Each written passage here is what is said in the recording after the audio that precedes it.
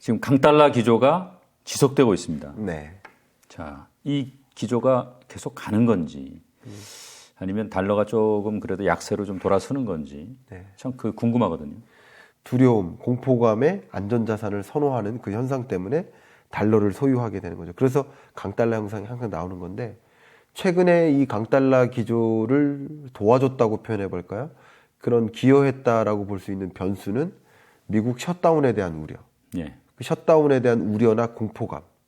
그게 실제 셧다운이 일어나면 어떡하지 하는 생각.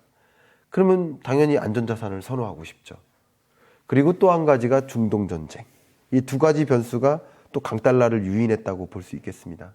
이런 두 가지 거대한 변수가 없다고 본다면 결국 미국의 기준금리 인상 스탠스와 한국의 기준금리 인상 스탠스, 그 스탠스가 강달러 여부를 결정한다라고 보고 있고요. 제 스탠스라고 표현한 이유는 절대적으로 기준금리 격차가 벌어질 때 이렇게 2%포인트로 벌어져 있을 때 이때 강달러가 나오기보다는 앞으로 기준금리 격차가 벌어질 거야 라고 생각할 때예요. 항상 공포감이나 기대감이 강달러를 소유하게 만들어요. 달러를 소유하게 만들어요. 그러니까 한미 기준금리가 역전돼서 계속 벌어진 채 움직일 거야 라고 전망하던 시점, 그때 슈퍼 강달러가 나왔던 거예요. 네. 22년 10월이죠, 역시. 근데 지금은 다른 두 가지 변동성 지표들이 등장했기 때문에 강달러 기조가 나온 것이고, 여기서 추가적인 기준금리 인상이 미국이 있겠다라는 생각이 들면 또다시 강달러 기조가 자극이 되겠지만, 이제 기준금리 인상 끝났다라는 확신이 들 때쯤에는 이 변동성이라는 변수가 없다라고 상수화 시킨 다음에 말씀을 드린다면, 그러면 강달러 기조가 조금 꺾일 수 있습니다. 특히 앞서 말씀드렸던 것처럼 기준금리 인하할 거야 라는 기대감이 집중될 때 그 지점에 이제 달러 갖고 있으면 안 되겠네 하는 생각이 집중되면서 강달러 기조가 꺾일 수 있을 거라고 생각합니다. 지금 이제 미국 경기는 뭐 여러 가지 전망이 있었어요. 네. 근데 올해는 객관적으로 봤을 때 미국 경기는 참 괜찮았다라고 평가를 할 수 있을 것 같은데. 네. 어떻습니까? 내년에는 좀 침체 쪽으로 갑니까? 뭐 어떻게 보세요? 미국 경기가 24년에 안 좋습니다. 미리 결론부터 드리면 중국 경제도 미국 경제도 유러피언 국가들의 경제, 주로 이들 권역을 주요국이라고 하는데 주요국 경제가 안 좋습니다. 미국 같은 경우도 고물가 고금리의 역습이 나타나는, 실물 경제적 역습이 나타나는 그런 국면이 24년이라고 보고 있고요. 어쩌면 23년 이 4, 4분기부터 경기 침체의 양상이 시작되면서 24년 1, 2분기 정도면 이 정도면 경기 침체네 라고 받아들이는 그런 수준이라고 볼 수 있고요. 다만 성장률로 말씀드리면 23년 올해는 그래도 2% 정도를 유지하는데 24년 경제는 1%대로 떨어질 것으로 보고 있습니다. 결과적으로 본격적인 경기 침체 이런 현상은 24년에나 나타나고요. 다만 미국 경제가 약 24년에 1.5% 정도 성장한다. 이 IMF의 전망치에 기초해서 말씀드린다면 이게 무슨 경기 침체야? 라는 질문을 충분히 받을 수 있을 법한, 경기 호황은 절대 아니고요. 경기 둔화와 경기 침체에서 모호한 수준, 약간 그러니까 미지근한 물에서 살짝 차가운 정도, 그 정도의 마일드한 경기 침체로 정의하면 어떨까? 이제 한국 경제랑 좀 다르죠. 미국 경제는 잠재 성장률이 조금 더 낮기 때문에 1.5%대의 성장률 이 정도라면 굉장히 마일드한 경기 침체.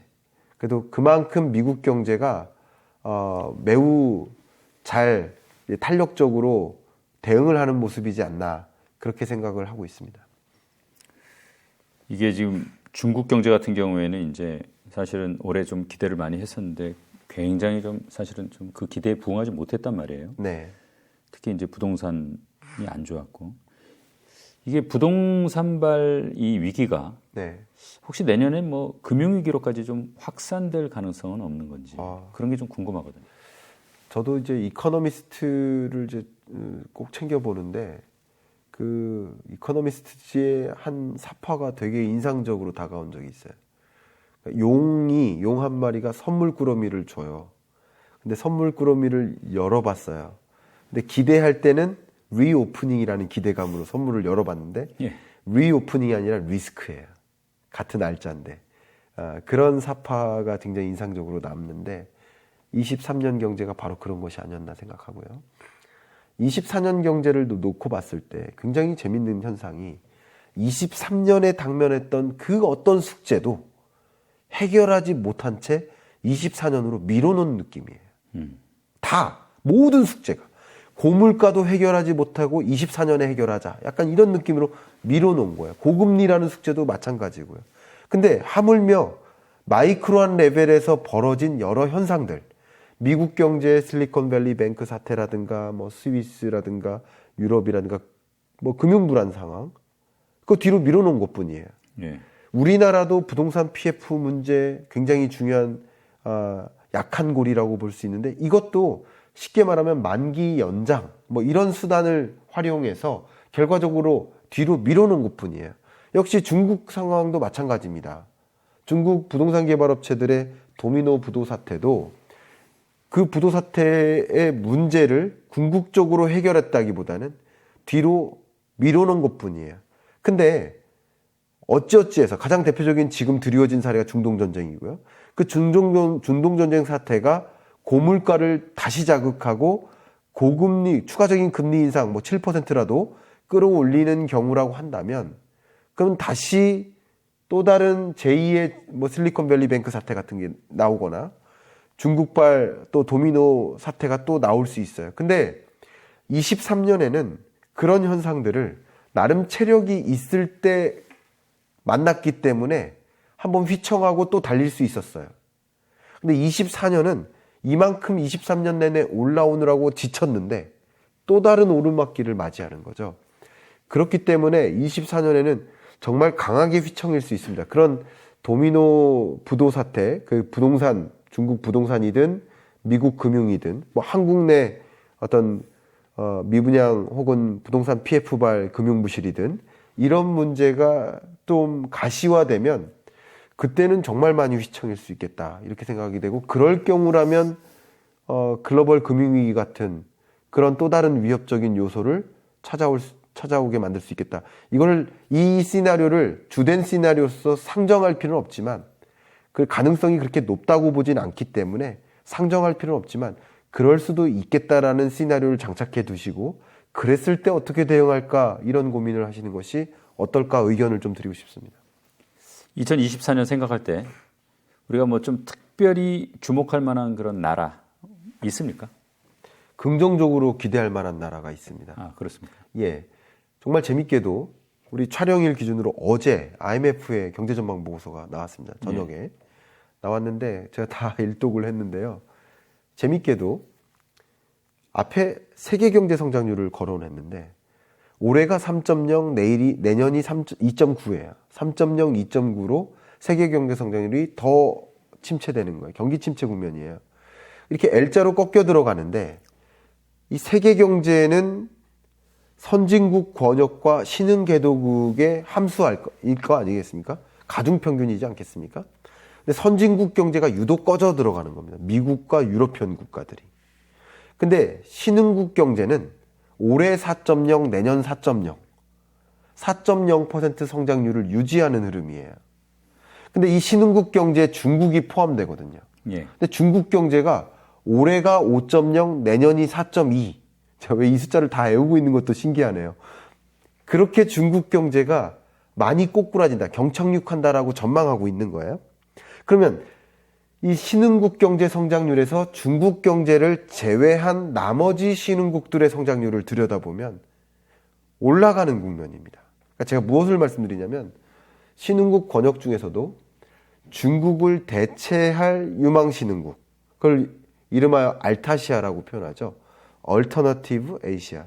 그러니까 중국을 대체할 다른 신흥국. 그러니까 특히 제조기지로서, 생산기지로서, 공급망으로서, 자원도 그렇죠. 니켈이라든가 리튬이라든가 이런 유망, 뭐 2차 전지 혹은 뭐 반도체 핵심 소재들 그런 것들을 많이 보유하고 있는 신흥국이면서 노동력도 정말 풍부하단 말이에요. 23년이 굉장히 재밌는 해인 게 인도의 인구가 중국의 인도를 추월하는 해예요. 예. 그러니까 그러면서 인도와 인도네시아가 인구 1위, 4위 국가가 되는데 이들 국가가 이제 메이크 인 인디아 그리고 메이킹 인도네시아 4.0 이런 제조업 육성 정책을 펼치면서 그동안 부족했던 인프라를 개선해요. 노동법 문제도 있고 뭐 전력 공급 문제도 있고 뭐 공장을 가동하기 어려운 물류 환경도 있고 이런 것들을 다 개선하는 게 이들의 정책 기조예요. 그래서 중국으로부터 공장이 이동해서 이런 국가들로 안착하는 그런 현상이 좀 집중되는 시점이 24년이라고 보고 있고요. 예. 그런 관점에서 이 알타시아, 이 권역에 좀 관심을 가지시면 어떨까 하는 의견을 드립니다.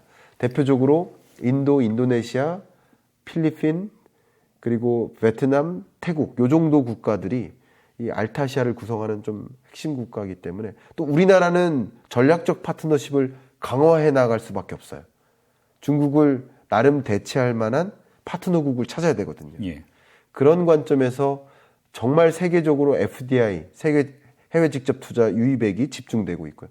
그런 것들을 좀 관찰하시면 어떨까 의견을 드리고 싶어요. 자, 지금 이제 미국이 금리가 상당히 높은 상태에서 예상보다 더 길게 유지가 되고 네. 내려도 뭐 그야말로 정말 찔끔 내리지 않겠냐 이렇게 보셨어요. 네. 자, 한미 금리는 역전된 상태고. 네. 그러면 한국은행은 지금 어떤 선택해야 되는 겁니까? 자, 정말 한국은행은 뭐 죄송한 표현인데요. 선택이 아니라 선택권이 없는 입장이라고 제가 비유를 해서 설명드릴까요? 그러니까 이러지도 저러지도 못하는 입장이지 않을까. 그냥 한국은행이라고 입장을 바꿔놓고 생각을 해보면, 그러니까 한미 간의 기준금리 격차가 벌어져 있는 거, 이것도 해결을 해야 될 과제이긴 해요. 이렇게 벌어져 있으면 또 위기 상황에 대응 능력이 좀 약하거든요. 예. 실제 외환위기 우려감도 우리 한국 경제에 좋은 건 아니고요. 나머지 다른 여건이 그나마 괜찮기 때문에 외국인 자금 유출이 지대하게 나타나지 않은 것뿐이지, 한미 기준금리 격차만 보면 외국인 자금 유출이 단기간 안에 순식간에 빠져나와도 이상할 일이 아닐 만큼이에요. 그러니까 걱정되는 대목은 분명히 있습니다. 예. 근데 이건 대외적인 여건이고요. 대내적인 상황을 놓고 보면 한국은행 입장에서는 지금 가장 걱정하는 게 경기 침체 그 자체예요. 경기 침체가 1% 밑으로 떨어지면 안 되거든요. 그럼 경제 위기 상황이에요. 글로벌 금융위기 때 한국 경제가 0.8% 성장했습니다. 그러니까 23년 상반기가 가장 비슷해요. 글로벌 금융위기 당시랑.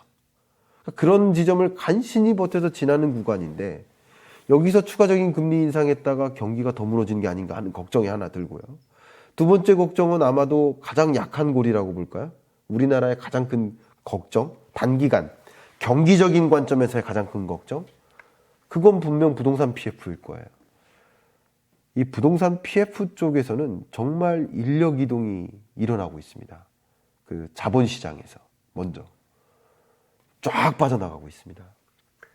그래서 지금 부동산 PF 문제가 정말 어제 오늘 할 만큼 살얼음판을 걸을 만큼 좀 걱정되는 구간인데, 여기서 금리를 추가적으로 올렸다가는, 그러니까 어쨌든 이게 한번 도산시키고 가야 되는 거 아니냐라는 생각도 있어요. 어떤 계층들은. 그리고 도산시키면 안 된다라는 생각도 있을 수 있어요. 근데 이게 옳으냐를 가지고 말씀드린 게 아니라, 예. 어쨌든 정부는 도산시키겠습니까? 도산시키지 않는 범위 내에서 어쨌든 그 터지는 지점이 올지라도 최대한 지연시키려고 노력할 거 아니에요. 그걸 해석해 본다면 이 약한 고리 때문에 도저히 금리를 같이 인상하기가 어려운 입장이라고 생각합니다. 그래서 이쪽 여건을 고려하고 또 물가 문제도 마찬가지예요. 아직도 이 물가 상승률이 나름 2%대로 떨어졌다가 3.4, 3.7%로 다시 반등했단 말이죠. 근데 이후에도 우리가 안심할 수가 없어요. 중동 전쟁이라는 또 다른 변수가 등장했고요. 그렇기 때문에 고물가가 다시 양상이 나타날까 두려운데, 당연히 이런 변수들을 고려하면 금리를 추가적으로 인상해야 될 것이라고 볼 수 있어요. 그러니까 금리를 인상해야 될 이유도 많이 있고 인상하지 못할 이유도 또 여러 가지가 있는데, 현 정부는 그런 차원에서 여러 가지를 고려하지만 어쨌든 최대한 이러지도 저러지도 못하는 현상을 놓고 지켜보는 게 아닐까. 그래서 금리는 인상도 인하도 못하는 그냥 선택권이 없는 입장이라고 저는 해석을 해보고 싶습니다. 제가 한국은행은 아니지만 한국은행 입장에서 그냥 한번 생각을 해본다면 그런 입장이지 않을까 생각하고 있습니다. 이게 지금 우리 경제가 좀처럼 어떻게 보면 활기를 못 찾고 있는데 네. 뭐 침체라고 하면 침체고요. 이게 장기적으로 이렇게 이제 활력을 잃은 이런 상태, 네. 뭐 장기 침체라고 한번 표현을 해보겠습니다. 이런 장기 침체에서 벗어나기 위해서 네. 향후에는 뭐 어떤 일을 해야 된다고 생각하세요? 이거는 장기 침체 국면으로 진입할 것이 가장 걱정되는 국면이고요.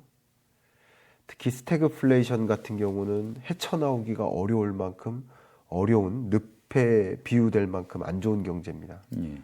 그리고 이코노믹 스카링, 제가 상흔점이라고 표현한 이유도 이코노믹 스카링, 그 경제적 상처가 지나고 나면 잠재 성장률 레벨이 뚝뚝 떨어져요. 그동안에도 그래왔습니다. 그래서 이번에도 잠재 성장이 더 떨어져서 2%도 채 안 될 것 같아요. 그러면 이 잠재 성장률을 끌어올리기 위한 노력을 해야만 할 텐데 우리가 잃어버린 30년을 겪은 일본처럼 다시 복습하듯이 움직이면 안 되기 때문에 그럼 우린 무엇을 고민해야 될까? 예. 노동 투입이 어려워요. 인구를 다시 늘리기는 사실상 쉬운 숙제가 아니잖아요. 그러면 노동 투입은 또 어려워요. 외국인 노동자를 많이 유입시키면 좋겠습니다만 그 노동 투입을 통해서 잠재 성장률을 끌어올리는 것은 우리 경제로서는 숙제 풀어야 될 공식이 아닙니다. 그 다음 자본 투입인데 자본 투입은 그 경기 여건이 결정짓는 거예요. 그러니까 우리가 결정짓는 요인이 아닌 것 같아요. 그리고 이 저성장을 받아들이는 것, 뉴 레짐을 받아들이는 게 굉장히 무섭다고 했는데 신규 자본 투입이 더 어렵습니다. 그러니까 우리가 지금 헤쳐나가야 될 것은 이 총요소 생산, 좀 어려운 편이지만 총요소 생산성이라고 하는데 총요소 생산성을 끌어올려야 됩니다. 그게 가장 대표적인 게 정부가 할 수 있는 일이 R&D 예산 지출이에요. 그러니까 물론 R&D 예산 지출을 이번에 줄이기로 한 의사결정, 물론 국회를 통과해야 되지만 통과하기 전이니까 이 말씀을 더 드려도 될 것 같습니다. 근데 지금 이런 국면에서 뭐 세입이 주니까 세출을 늘리기가 어려워서 긴축적 재정을 편성하는 것도 이해가 가고요. 그리고 지금 23년, 24년 경제의 굉장히 중요한 숙제가 물가 안정이기 때문에 그렇기 때문에 더 예산을 긴축적으로 편성하는 것도 이해가 가고요. 더군다나 재정 건전성을 살펴야 되는 국면이라는 것도 이해가 가서 긴축 재정을 편성하는 것까지는 저는 굉장히 공감합니다. 저도 필요하다고 생각합니다. 예. 근데 예산의 규모가 아니라 예산을 12대 재원 분야별로 봤을 때 어디다 더 집중적으로 지출할까의 문제인데 어제 오늘을 사는 예산과 내일을 고민하는 예산이 있는데 내일을 고민하는 예산이 저는 교육과 R&D라고 생각합니다. 근데 24년 예산안을 보면 교육과 R&D 예산만 줄였어요. 나머지 예산은 늘려요. 그러니까 저는 우리 경제가 당면에 있는 이 상황을 놓고 봤을 때 과연 그런 식으로 재정정책을 펼치는 것이 맞는 것인가 하는 고민을 지금 해야 될 시점이라고 저는 생각을 하고요. 물론 자동차 많이 타서 사고 많이 나니까 자동차 사고 많이 나니까 자동차 타지 마. 이런 방법은 아니에요.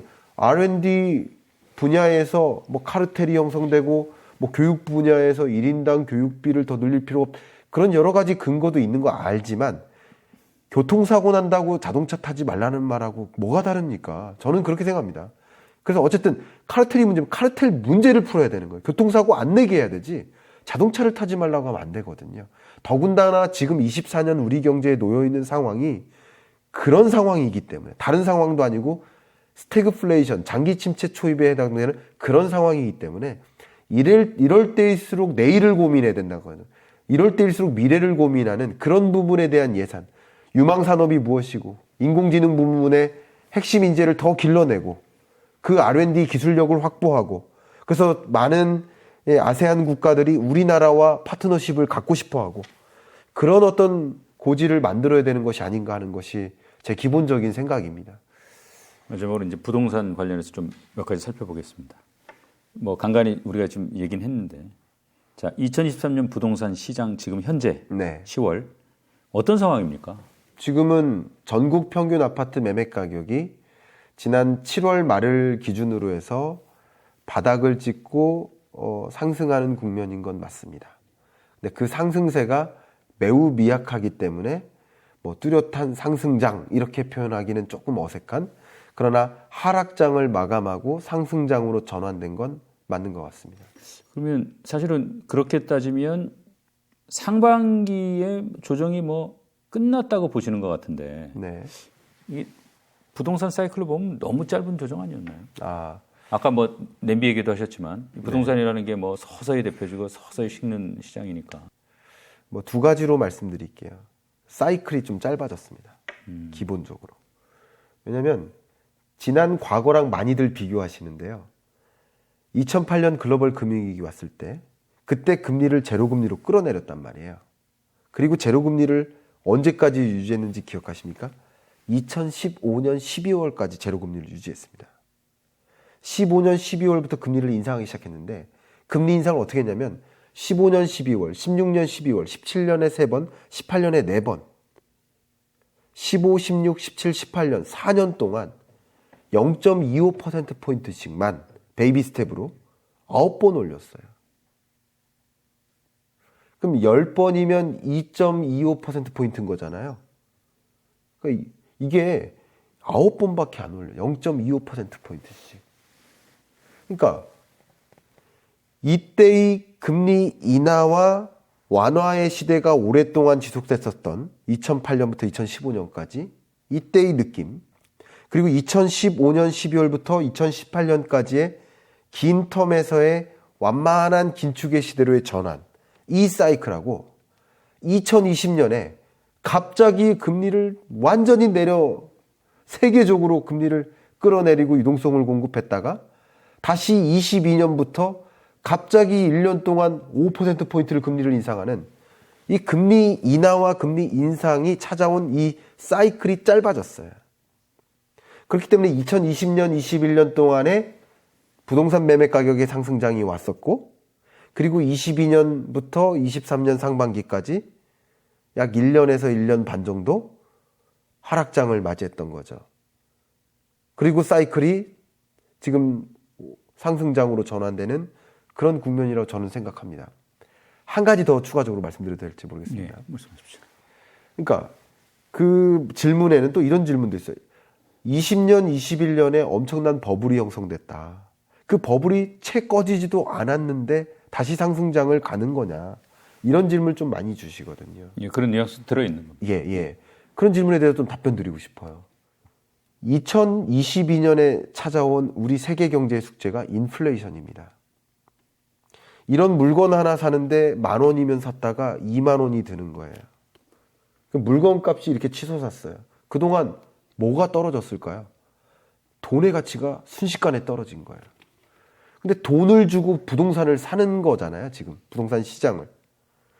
근데 집값이 떨어진 건 사실은 돈의 가치가 떨어졌는데도 집값이 이렇게 떨어졌다는 현상은 사실은 굉장히 많이 떨어진 거죠. 그러니까 제가 어떤 사이드에서 이해관계의 입장에서 말씀드리는 것이 아니라 이 시장을 놓고 봤을 때 저는 이렇게 거대한 인플레이션의 시대, 41년 만에 최고치에 해당하는 그 인플레이션의 시대에 집값만 유독 떨어졌다는 얘기는 주가도 오르고 금리도 오르고 모든 게 올랐는데 가계부채도 증가하고 집값만 이렇게 떨어졌다는 얘기는 이 정도면 너무 조정이 안 된 거 아니냐, 아직 집값 비싼 거 아니냐라고 생각하실 수도 있지만 사실은 굉장히 많은 조정이 일어났다라고 또 해석해 볼 수 있겠다. 저는 그렇게 뷰를 갖고 있고요. 사이클도 짧아졌고 이 인플레이션을 고려하면 상당한 조정이 이루어진 것으로 기회비용을 고려했을 때 고려하실 필요가 있겠다라고 생각하고요. 그래서 저는 사이클이 좀 달라진 거다 의견을 드리고 싶습니다. 네, 상당히 흥미있는 분석인 것 같습니다. 네. 지금 이 책 보면 2024년 부동산 시장 트렌드 비대칭화라고 하셨어요. 네. 어떤 의미입니까? 네. 제가 지금 집값이 아까 전국 평균 아파트 매매 가격을 가지고 23년 7월 정도부터 반등했다라는 말씀을 드릴 때 공감하시는 분이 반, 공감하지 않으신 분이 반이에요. 지금 시장이 딱 그런 시장이에요. 공감 안 하시는 분들도 많으실 겁니다. 근데 24년의 경우 역시 저희 인구 구조 변화를 가지고 많이들 이게 집값이 영원히 상승하겠느냐라고 이렇게 주장하시는 분들에 대한 반론을 제기할 때 인구 증감을 가지고 많이 말씀을 하세요. 근데 인구 증감, 인구 감소라는 표현은 수도권에는 어울리지 않아요. 인구의 증감보다 더 중요한 게 인구의 이동입니다. 수도권으로의 인구 편입 현상은 지금보다 더 가속화될 겁니다. 그것은 제 전망이 아니라 통계청의 인구 추계에 따르면 그렇습니다.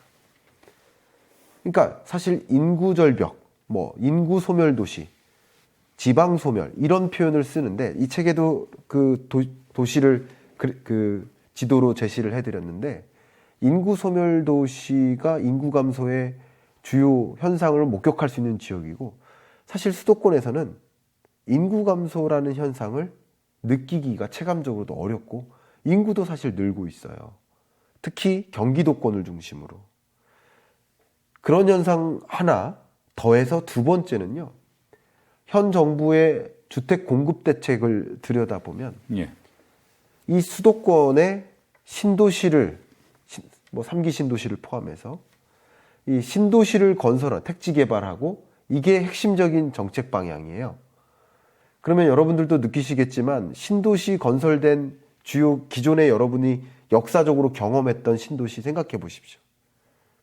서울 인근에는 일산, 분당, 최근에는 하남, 더 최근에는 위례, 동탄. 이 신도시의 이 지대 자체가 완전히 레벨업이 되는 현상을 보시면 지금의 이런 부동산 정책 기조도 수도권과 비수도권 간의 이 부동산 시장의 흐름을 인구 증감과 맞물려서 더 비대칭화 시키는 것이다.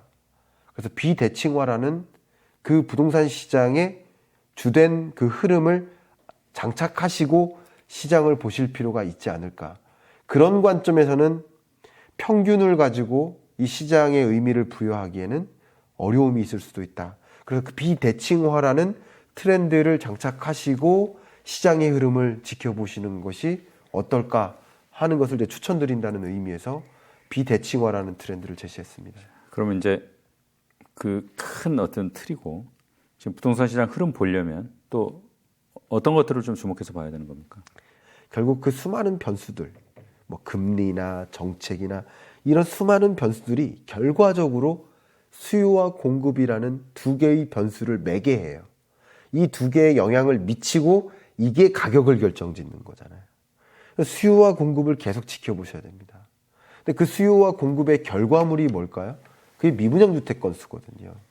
그 미분양 주택 건수가 2020년, 21년에 급격히 해소될 때 집값이 올랐고 미분양 주택이 2022년에 급격히 치솟을 때 집값이 떨어졌고요.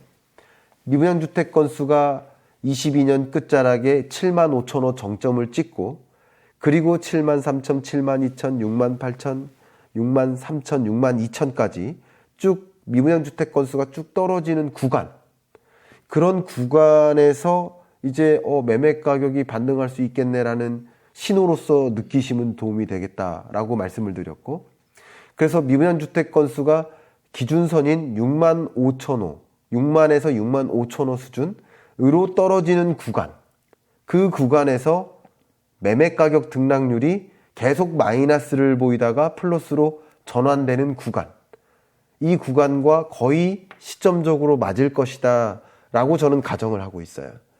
그래서 그 가정하에 전년에 썼던 전망서에 23년 중반이 반등하는 구간이라고 말씀드렸었던 거고요. 그래서 여러분들이 여러 변수들이 난무합니다. 중동전쟁이라는 또 다른 변수가 등장해서 이게 또 어떻게 시장을 바꿔놓을지 들여다봐야 됩니다. 결국 그런 여러 변수들이 미분양주택 건수의 이 추이를 결정짓기 때문에, 이건 수요와 공급의 결과물이기 때문에 미분양주택이 어쨌든 결과적으로 해소되느냐 아니면 다시 쌓이느냐, 이런 것을 좀 지켜보시면 매달 말일쯤에 이 데이터가 발표되니까 기사라든가 뭐 제 채널에 오셔도 좋고요. 그런 걸 좀 명확히 들여다보면서 부동산 시장 경기에 대한 판단 하시면 어떨까 의견을 드리고 싶습니다. 자, 하여간 뭐 저희 뭐 오늘 쫙 한 바퀴 다 네. 훑어봤습니다. 하여간 마지막으로 어쨌든 이 머니올라 보시는 우리 시청자 여러분한테 한 말씀 좀 해주실 말씀 있으면 좀 해주시고 오늘 순서 네. 마무리하겠습니다. 저는 이제 거시경제를 보는 사람으로서 정말 뭐 10여 년간 이 거시경제를 볼 때 확고한 믿음 한 가지는 수많은 거시경제 변수들이 톱니바퀴처럼 엮여 있구나. 물가라는 변수, 금리라는 변수, 환율이라는 변수, 부동산 시장이라는 변수, 주식시장이라는 변수, 채권시장이라는 변수, 이 수많은 변수들이 톱니바퀴처럼 연결되어 있습니다. 다만 어떤 톱니바퀴는 작아서 빨리빨리 움직이고 어떤 톱니바퀴는 커서 천천히 움직이기도 합니다. 시간적 격차가 있기도 합니다. 그러나 그 변수들 간의 관계를 규명하면 여러분이 정말 안전하게 포트폴리오를 관리하는데 충분히 도움이 될 거라고 생각이 되고요. 거시경제의 흐름을 좀 지켜보시면서 그 흐름이 어떻게까지 전개되고 어디로 가고 있고 나는 그 중에 어느 지점에 와 있는지 지켜보시면서 의사결정하시면 어떨까 그 의견을 드리면서 마무리할까 합니다. 아유, 오늘 말씀 고맙습니다. 네, 제가 감사합니다.